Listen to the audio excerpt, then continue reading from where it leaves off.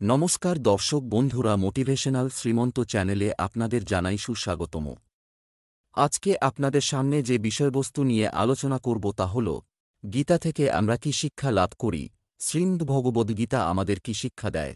মানব ও প্রকৃতির এই বন্ধন ও পারস্পরিক নির্ভরতার কথাই ভগবদ্গীতার উপদেশে আছে। গীতার উপদেশে যজ্ঞের কথা বলা হয়েছে। এই যজ্ঞের বিধি নিয়ম এমন যে তা প্রাকৃতিক চক্রকে অব্যাহত রাখতে সাহায্য করে। গীতার ৩য় অধ্যায়ে বলা হয়েছে, পরমা প্রকৃতি আমাদের যে সম্পদ দিয়েছেন, কেউ যদি তা ফিরিয়ে না দেয় তবে সে চোর ছাড়া আর কি।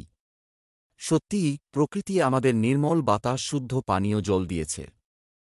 তাই বাতাস, জলকে নির্মল পবিত্র রাখা আমাদের কর্তব্য ও দায়িত্ব।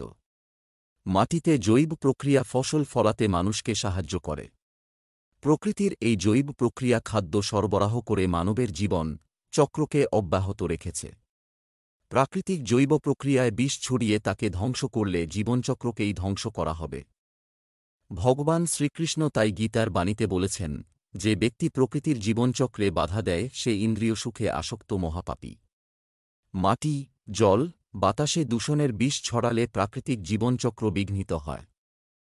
ভগবান শ্রীকৃষ্ণ বলেছেন, বিশ্ব প্রকৃতির নিয়ন্ত্রক পুরুষায়ত্তম সকলের পরম মিত্র। তিনি কাউকে ঘৃণা করেন না।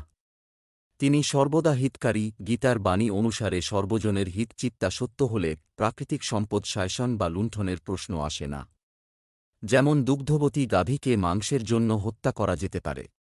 হত্যা করলে বড় জোর একবারই মাংস পাওয়া যেতে পারে, গাভীটিকে আর পাওয়া যাবে না। অথচ দুগ্ধবতী গাভীটিকে সযত্নে রক্ষা করলে দীর্ঘ বহু বছর ধরে দুধের অমৃতধারা সম্ভব। ভারতীয় হিন্দু এই সহজ সত্যটি উপলব্ধি করেছিল। হিন্দু তাই গায়ে সম্পদকে রক্ষা করেছে। মাংসের লোভে হত্যা করাকে অধর্মীয় মহাপাপ বলে ঘোষণা করেছে। পণ্ডিত দীনদয়াল উপাধ্যায় তাঁর একাত্ম মানবতাবাদ প্রসঙ্গে বলেছেন, প্রকৃত সভ্যতার বিস্তার কখনায় প্রকৃতিকে শোষণ করে হয় না। প্রকৃতিকে রক্ষা করে তাকে সযত্নে পুষ্ট করেই তার জয়যাত্রার রথ এগিয়ে চলে। প্রকৃতির দানকে যথাযোগ্য মর্যাদার সঙ্গে গ্রহণ করেই মানব জীবনকে সচল রাখার পদ্ধতি ও নীতিই সর্বশ্রেষ্ঠ পথ। হিন্দু ধর্মদর্শন, হিন্দু দর্শনের বাণী, গীতা উপনিষদের উপদেশগুলিকে সাধারণ মানুষের জীবনযাত্রার সঙ্গে যুক্ত করতেই তাকে ধর্মাচরণের অঙ্গ করা হয়। ধর্ম, হিন্দু দর্শন এবং সমাজের প্রধান যোগসূত্র। ধর্মচরণের মধ্যেই এই মহান দর্শনের উপলব্ধি বাস্তবে প্রতিফলিত হয়েছে। ধর্মীয় অনুশাসনে হিন্দুর কর্তব্য ও অকর্তব্যের কথা সহজভাবে বলা আছে। এই কর্তব্য ও অকর্তব্যের তালিকা পড়লে অবাক হতে হয়, এই দেখে যে জীবনের প্রতিটি ক্ষেত্রের আচার আচরণের কথা ভাবা হয়েছে। সংসারে সরল ও সত্য পথে চলতে গেলে কেমন আচরণ আমাদের করা উচিত তার পুঙ্খানুপুঙ্খ উপদেশ একমাত্র হিন্দু ধর্মীয় অনুশাসনেই পাওয়া যায়। হিন্দু ধর্মে এই কর্তব্য ও অকর্তব্যের দৈনন্দিন তালিকা অনুসরণের মধ্যেই প্রাকৃতিক ভারসাম্য রক্ষার বীজমন্ত্র আছে।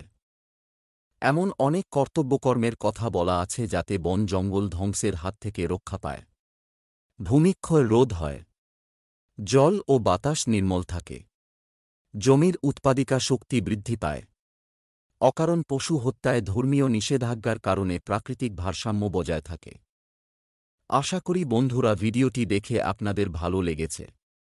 ভালো লাগলে আপনজনের উদ্দেশ্যে শেয়ার করবেন, চ্যানেলটি সাবস্ক্রাইব করবেন। আজ এখানেই শেষ করছি। ঈশ্বর আপনার মঙ্গল করুক। নমস্কার, ধন্যবাদ।